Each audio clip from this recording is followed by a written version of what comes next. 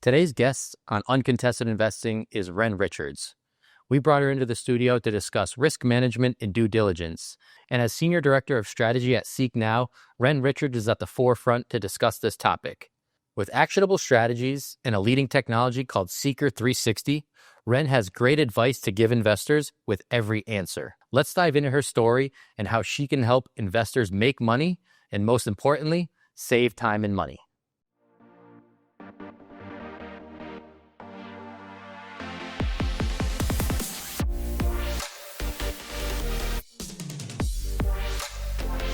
Hello and welcome back to our Orlando studio in conjunction with the National Rental Home Council Conference. We have another great episode of Uncontested Investing. Today, we're joined by the Senior Director of Strategy at Seek Now, Ren Richards. Ren, we can't wait to get this interview started, so let's get it underway, where we start with every guest. How did you get your start in the real estate industry? So in 2012, I sold my pest control business here in Florida, actually, and moved to Nevada to be near my dad and my grandparents out there. And with that money, I decided to do something different. I had been doing pest control for like 15 years at that point. And, I was raised on a farm fixing things. And I thought, well, how fun could it be to, work on houses? And I was renting a home and I talked to, the owner at the rental company and said, hey, any chance I can, help you out with turning homes? And it just kind of progressed from there. So, Ren, I hear that you're on a mission to disrupt the industry and drive real impact, which is a great way to think about that. What does that mean to you and how do you go about achieving it? So, throwback to my time at AMH, I had a leader who has recently been promoted, Lincoln Palmer. He was a huge driver for me. And one of the things that he said to me many, many years ago was, ask for forgiveness, not for permission. And I kind of felt like that was my turning point. That kind of turned me into the authentic, bold disruptor that I am today. It has really been a catalyst and really allowed me to grow into who I am today. And also, it vicariously taught me how to empower my teams to be authentic to themselves and create opportunities for themselves that benefit both the company they work for and our team. Yeah, no, it's a very important motto. The status quo is boring. So any way you can do to, create new angles and things like that nature is powerful, especially in a leadership position. So that brings us to Seek Now, where you're the Senior Director of Strategy. What do you do to help customers across the country in the real estate industry? And if you could go over a couple of top services that the company provides. Sure. I just started with them, but I've known Seek Now for the last 2 years. They have a incredible inspection service, and they got started on the insurance side. And they've recently broke into the, single family rental space and REO space, and we're working on some MFR stuff. But we provide inspection services, pretty much any kind of inspection you can imagine, from roofs to turnover, renewals, move-ins, any kind of ad hoc inspections you might need. But most recently, we started doing project estimate underwriting, which is really exciting for us because we have really great partners that are giving us that boost as we kind of get our footing in that space, which has been very, very well received so far. Awesome. So with industry experience culminating in your new role, you must have completed numerous initiatives along those guidelines. What do you see? How do you see that affecting your path forward, and how can you use that information? So, man, I have been in the industry for over a decade at this point, and but who's counting? Yeah, who's counting? Who's counting? Yeah, I've done everything from scale teams, overhaul operations. I've had time in property management on the actual property management side, as well as the field operations part of it. And so I feel like it has given me a really unique viewpoint, having originally started in the industry as a vendor and then eventually kind of, segueing into corporate. I have this viewpoint from almost all perspectives. I wouldn't quite call it a 360. I always believe that there's room to learn. Yep. However, being the Senior Director of Strategy and having all of that history allows me to really understand from the perspective of the client what's needed. And with the slashing of red tape at Seek Now and the support of our new CEO, Brandon Lacey, I have been empowered to take my authentic self and apply it aggressively towards what the needs of the industry is. Yeah, we've been really lucky to interview a lot of great guests on Uncontested Investing. And I think the guests that see the industry from different angles or have different viewpoints, experiences, those are the ones that ultimately rise to the top, are the most successful, and can accommodate a lot of different people within the industry. So I feel lucky to be included in that group. yes. Well, and you've had a chance to experience it on the side of the asset management. Yes. And so you now can evolve that into helping those that need that, Exactly. protect their assets, and what can they do to utilize that. So it's a good crossover. It is. Yeah, it's been a great warm reception on this side, but I'm just super excited. Yeah. So we're off to a great start today with Ren Richards. Stay tuned. We're going to come back with the deal breaker, deal maker after a word from our sponsors and get into a great conversation with Ren about risk management and due diligence. We'll be right back. REI Inc. is the premier monthly publication for real estate investors. Dive into a wealth of expert insight and strategies from industry leaders and gain valuable regional market insights, ensuring you always have the best information at your fingertips. Visit rei-ink.com to elevate your real estate investment game today. Welcome back to this week's episode of Uncontested Investing with our guest, Ren Richards from Seek Now. We're about to jump into a conversation about risk management and due diligence. But before that, we're going to put you on the spot, Ren. It's our first segment of the episode. Our audience is familiar with it.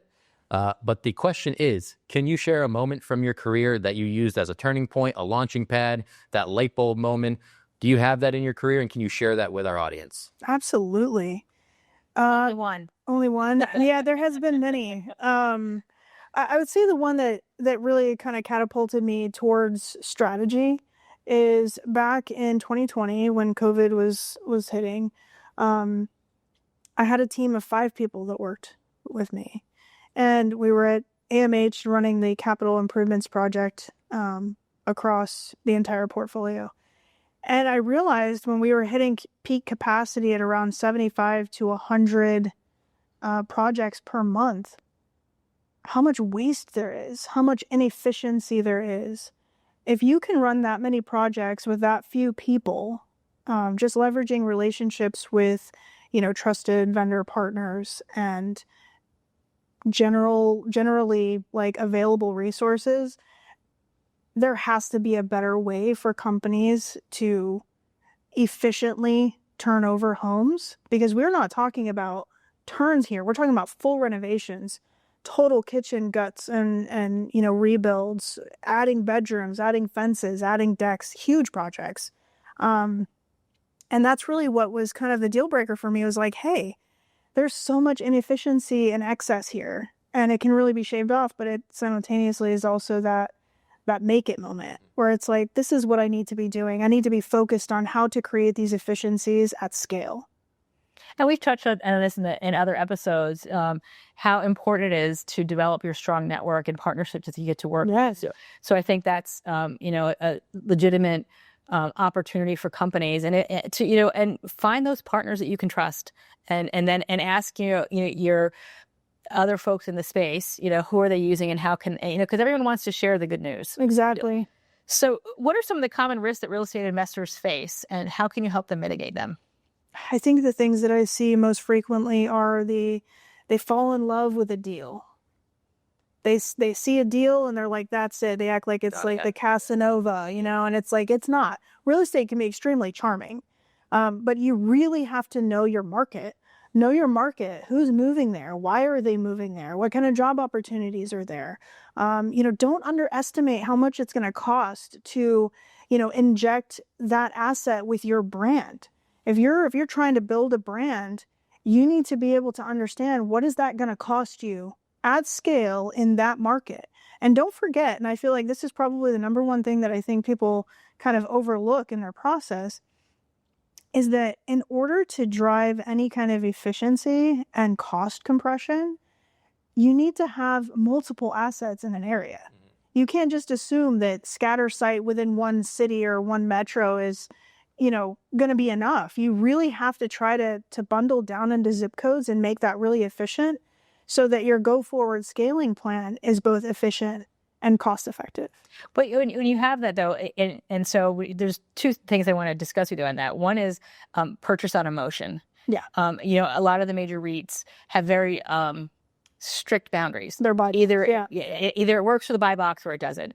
And so that, I think, when that plays into some of the smaller investors who have to kind of do scatter sites. Yes. And they need to learn not to buy on emotion. Yes. Because they will take it on the chin faster by buying a bad asset. But the flip side of that is a lot of the REITs, if it doesn't meet their buy box, it's and there's no gray area to it. Some of the smaller investors can actually acquire that asset and blur the boundary a little bit and make it successful. Sure. So there's some pieces that it's just, how do you find that right niche? Well, also on that note, and very important to remember, is where are the large REITs building to? I see often the middle market, property managers purchase not on emotion. They have a buy box too, right? And they'll stick to it, but they kind of don't understand where the BTR is happening, and that will literally cannibalize the rental industry in that locale. Yep. Whether it's at zip code or 2 mile, 5 mile radius, you're going to be very, very careful to do your due diligence and understand where those large REITs are also building, because, for that first 18 months before it hits their same home, they can rent them for whatever they want. Yeah. Right. And so you're not going to be able to compete. If you're looking at a middle market property management company, they're going to have to make those numbers work. And you could end up having a even remodeled home, 1 mile from a brand new house, and the brand new house is cheaper by $200. And that's just the power of that behemoth size funding that they have, right? Sure. So that's something else to kind of keep an eye on. That's actually really, because, the majority of this industry are the mom and pop investors. Yes, of course. And that's a critical piece to share with them on almost markets to avoid, maybe say for 18 months until they've set their price. Yes. Not that I want to say price fixing, because that's not what I meant by that. No. It's a big deal. But finding their niche strategy. Yes. And making sure that it works, and delaying your entrance. You could complement an industry if you wait. Well, and then don't also forget that a lot of these REITs, when they're building in an area, will eventually offload their existing portfolio that is near the BTR. So if you let the dust settle there, both figuratively and realistically,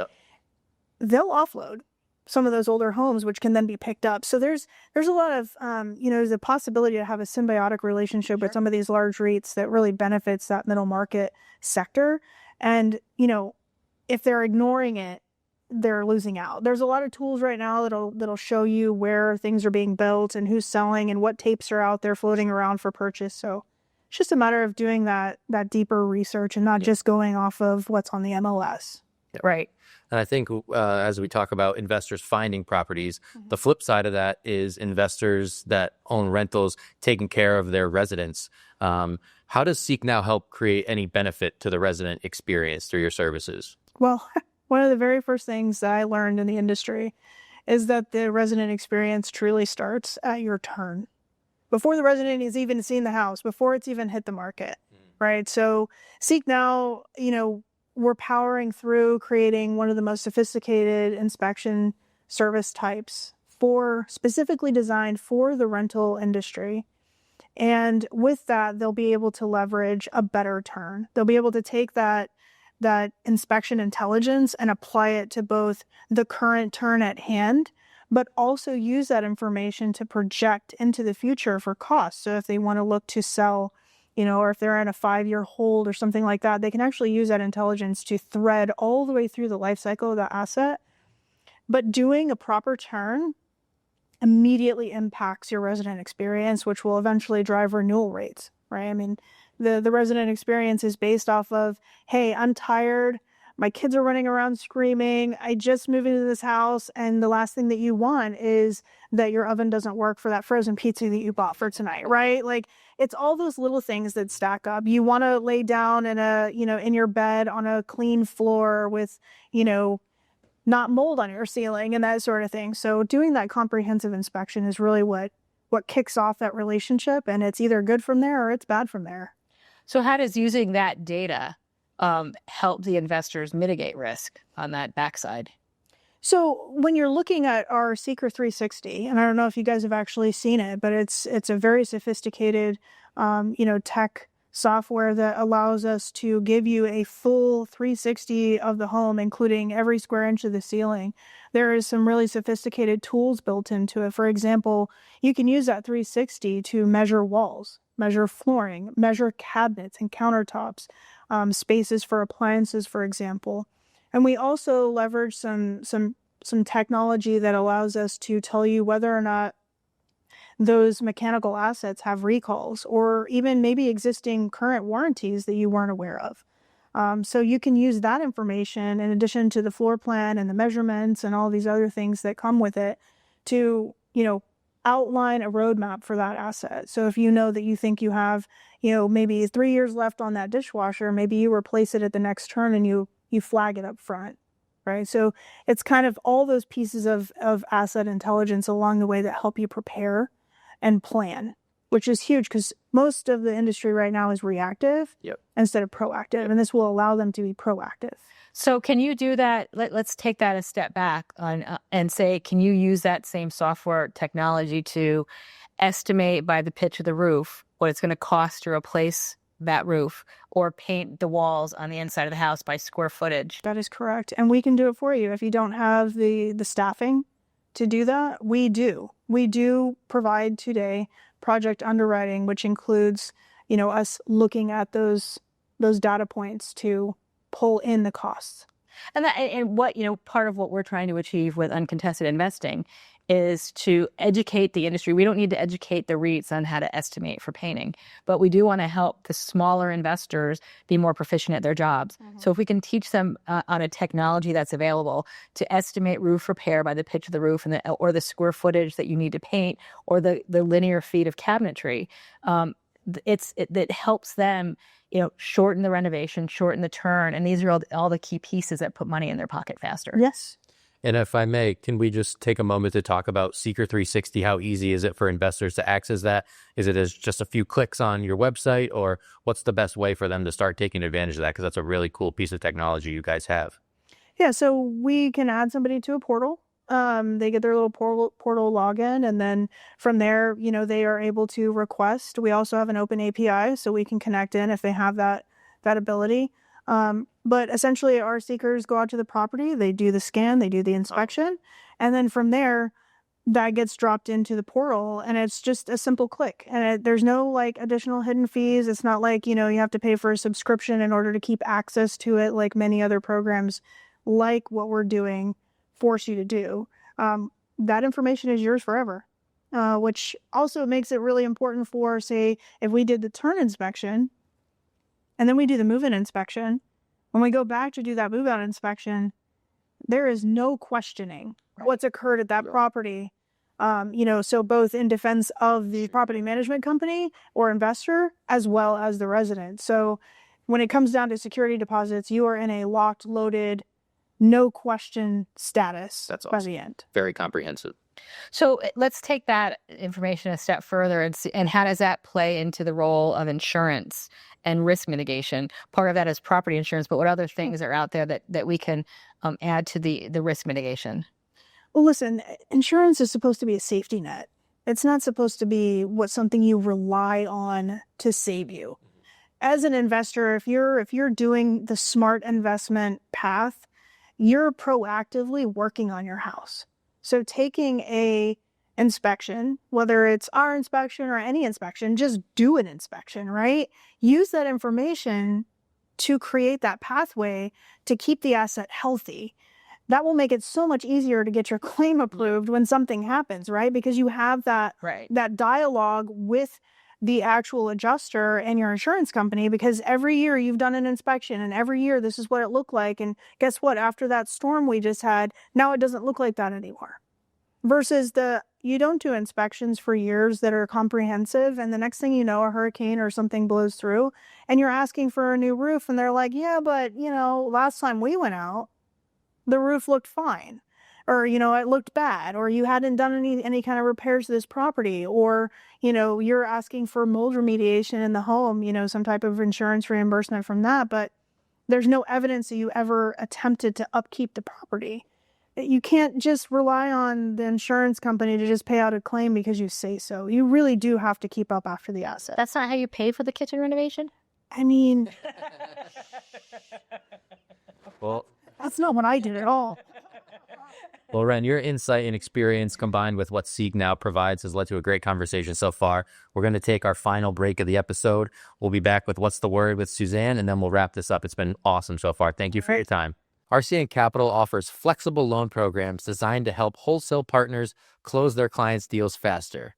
From fix and flip properties to long-term rentals, new construction, and multifamily investments, we provide your clients with the funding solutions they need. With competitive terms and a quick approval process, we make it easy to focus on growing your business while we handle the financing. Learn more or apply today. Click the link in our bio or email info@rcncapital.com. Let RCN Capital help take your wholesale deals to the next level. Welcome back from the break. So good to see you guys again. We're going to do What's the Word? Ren, if you can boil it down to one word or motto, what's the message or inspiration for you throughout your career, or maybe perhaps something in 2025 that you're looking at? Be bold, be authentic. There's just not enough of that, I think, in the industry. There's a lot of corporate theater, a lot of dog and pony shows, a lot of flash and fluff, and I just feel like if we as an industry can treat each other and greet each other with authenticity, we will move together as an industry much faster towards our goals, and support our residents in a much more authentic and warm way. Good advice. We've talked a lot about the risk management side of things, the due diligence for investors. How should they be assessing the condition of a property during the due diligence process? I know the Seeker 360 kind of gives them a leg up. Is there anything that investors should really be keying in on, areas that maybe they overlook sometimes? There's a lot that goes into a due diligence process, I'm sure. Yes, I think the top advice I would give to any investor is to understand what recalls have happened. Construction recalls over time have occurred, specifically in that area. So what I see a lot of is, say the plumbing. Plumbing is hugely overlooked. There are certain areas within certain large metropolitan areas that you would never guess are still on like ceramic plumbing. And that can be catastrophic to your wallet if you are not careful. Other things are, how old is the wiring? Is it aluminum? Is not a big deal. Those types of deeper inspection points. One of the things that is, it just blows my mind every time is I currently live in the Chicagoland area, and one of the things that drives me absolutely bananas is that there are so many rental homes, which is not a problem, but it is a problem if it is on a septic, because when they built those homes, they built them for small families of 3 and 4, and we've got 7 people living in them now. The nuclear family has gotten so much larger now. And so those septic tanks are not designed, built, nor are they capable of handling that type of output. Yeah. Well, they're bush shift. In Maine, there's a lot of properties we're rural in Maine, Sure, yeah. that are on septic, and it's a whole learning experience, even how to use a septic properly. Yes. You can't rinse your latex paintbrush in the sink because that will coat the septic seal. You really shouldn't be using a tremendous amount of bleach in your laundry because it kills all the good bacteria. So there's things that you have to teach, and what you can and can't or shouldn't flush down your toilet.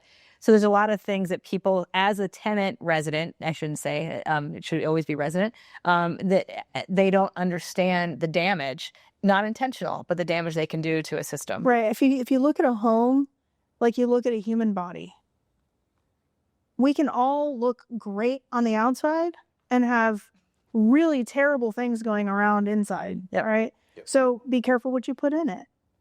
Be careful how you treat it. Proactively do things like working out, or in this case, do your annual maintenance.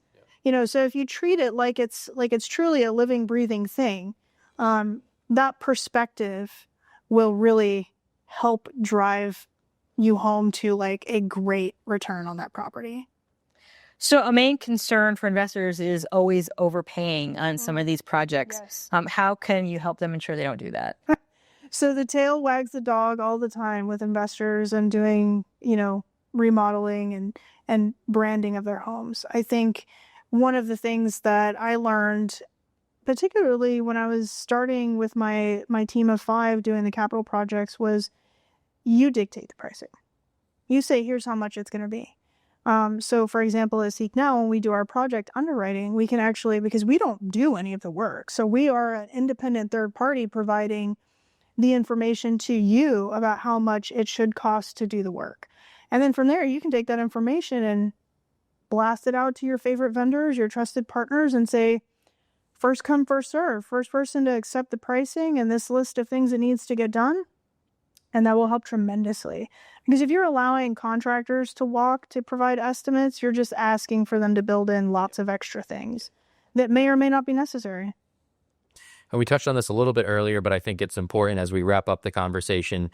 What role does local market research play in the due diligence process? And how can an investor determine growth potential for a certain area? It's all about historical growth. There is kind of a kink in that, right? Because of COVID and how things just kind of went sideways with the housing market. And of course, the growth potential right now is a little stymied because of, the percentage rates and things like that. So it's a little difficult. So what I would do is actually go back further, but factor in growth rates based on the shift of where people have moved to. So you have to go kind of back past COVID, I think, to look at your historical growth areas, but then factor in all that new stuff, where Amazon and Tesla and all these larger companies have kind of shot out, a lot of the Silicon Valley tech companies and where they've spread out to and that sort of thing. So it's a little bit of an overlay, but there is a lot of, technology out there, a lot of companies right now that are helping, provide that information to investors that could be really beneficial. So I highly suggest they look into that to simplify the process. Insightful stuff. I'm glad I asked then. Sure, of course. So one last question for you. Sure. What is the next big goal or project you have in line for Seek Now? Oh my gosh. So I don't want to give away too much. Speaking of my left house. Jason will kill me. But I am super excited to be working on something that will, I believe, be a game changer for middle market and multifamily on the inspection side. I think I pretty much have it dialed in, and it's going to allow them to scale quickly and without too much of a hit to the bottom line. And yeah, you'll hear about it soon, I'm sure. Terrific. That's exciting. We love that. So as you can see, Ren Richards brought it today. Thank you so much for joining us in our Orlando studio. Investors out there, if you haven't checked out Seek Now yet, please do so. Search it on Google, seeknow.com. It's Seek-now.com. Seek-now.com. I got you. That's why I got the co-host here. So thank you guys so much for joining us today. For Suzanne Andreessen and our guest, Ren Richards, this is Nate Zielinski signing off for Uncontested Investing. We will see you guys next week. Take care. See you soon. Thank you for listening to Uncontested Investing. Questions about today's episode or the podcast?